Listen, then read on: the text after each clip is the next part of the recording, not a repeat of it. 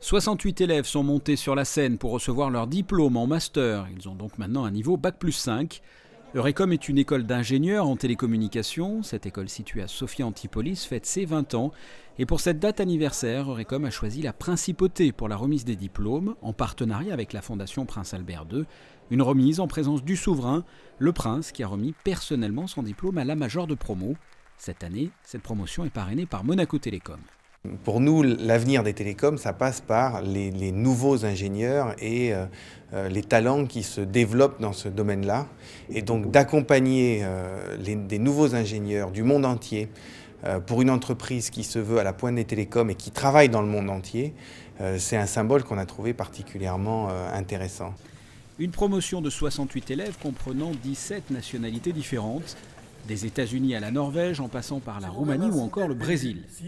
C'est une école multiculturelle, donc il y a l'effet international, donc ça joue beaucoup. Donc on est dans un monde en français et en anglais, donc ça fait vraiment une richesse qui est particulière. On rencontre beaucoup de cultures, beaucoup de façons de penser différentes, et c'est vrai que ça a apporté une plus grande vision de l'international. Je vais continuer à faire un doctorat à Darmstadt en Allemagne, donc à l'université d'où je suis aussi venue.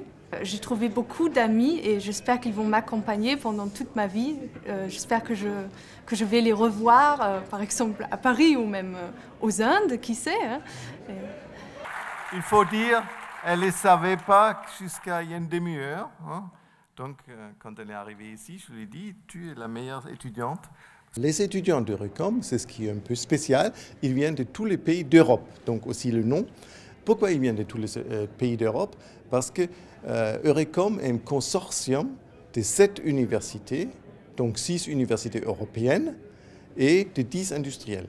Alors, ils vont être ingénieurs à la sortie et ils ont tous 2, 3, 4 propositions de postes à la sortie.